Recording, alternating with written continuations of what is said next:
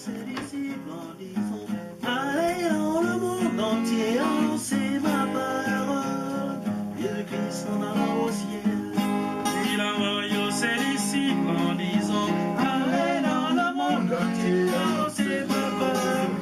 Allez, allez, allez, allez, allez, allez, allez, allez, oh, allez dans le monde entier, annoncez ma parole. Jésus-Christ s'en allant au ciel.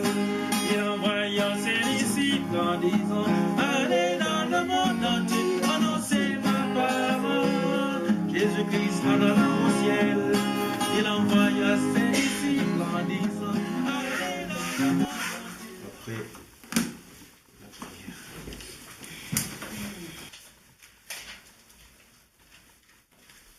La lecture de ce matin nous est tirée dans la première épître de Paul aux Corinthiens, chapitre 3, du verset 1 au verset 8.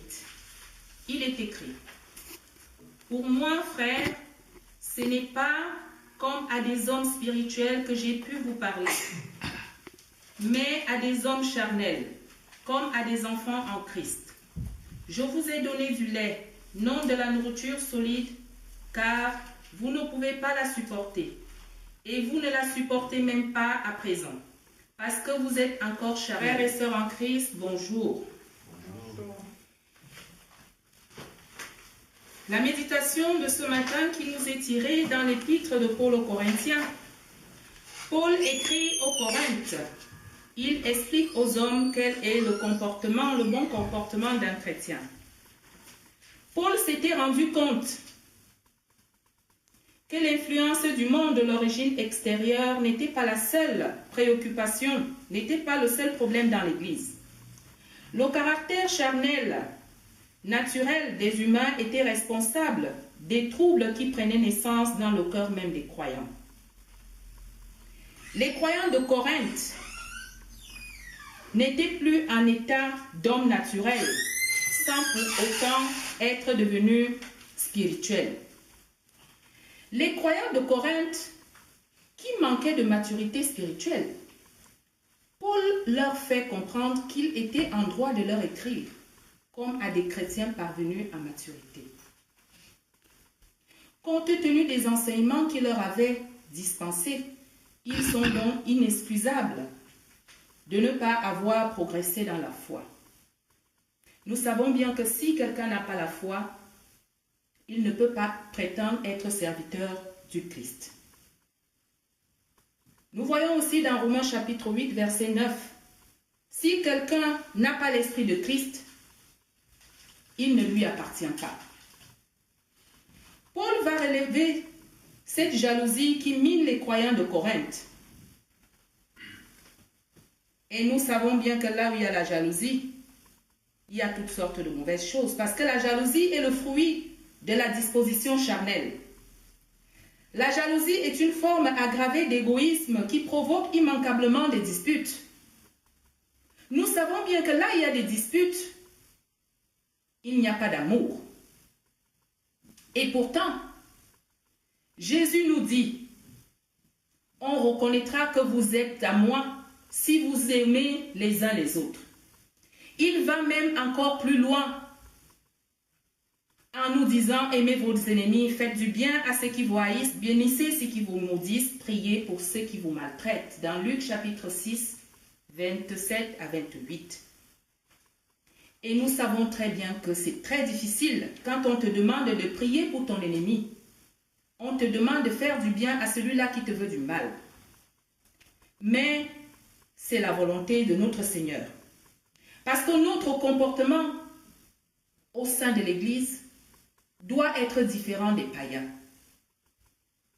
Nous voyons bien aujourd'hui qu'il n'y a plus de différence entre les païens et les chrétiens. Et qu'il doit y avoir une différence. Parce que quand on est croyant, on est censé avoir un comportement digne. Nous ne pouvons pas prétendre servir le Christ si nous nous éloignons de ses commandements. Et pourtant, c'est ce qui se passe aujourd'hui. Nous suivons les lois du monde. Nous suivons les commandements du monde, mais pourtant, Tout simplement, Dieu nous demande d'aimer nos ennemis, de faire du bien à ceux qui nous haïssent, de prier pour ceux qui nous maudissent. Et nous n'arrivons pas à le faire. Comment donc on peut reconnaître aujourd'hui un chrétien et reconnaître que celui-là est païen? Il n'y a plus de limite. Et qu'aujourd'hui, notre comportement doit être différent de ceux-là qui ne croient pas au Seigneur Jésus-Christ. Frères et sœurs dans le Seigneur, que les comportements qui ne collent pas à cette éthique chrétienne soient loin de nous pour que nous puissions vraiment prétendre être des enfants du Seigneur Jésus-Christ. Dans les églises au jour d'aujourd'hui, nous voyons bien que nous cherchons la gloire, les honneurs, et pourtant, à Dieu seul la gloire, à Dieu seul l'honneur. Parce que dans le chapitre 7, il est dit, ce n'est pas celui qui plante qui est quelque chose, ni celui qui arrose, mais Dieu qui fait croître. Alors, pourquoi veux-tu avoir le pouvoir, la gloire dans l'église de Dieu? Nous sommes tous des serviteurs du Seigneur. Un serviteur n'est pas plus grand que son maître. Ça veut dire que nous sommes égaux. Nous ne pouvons pas prétendre être aujourd'hui supérieurs par rapport à celui-là qui est le Dieu Tout-Puissant.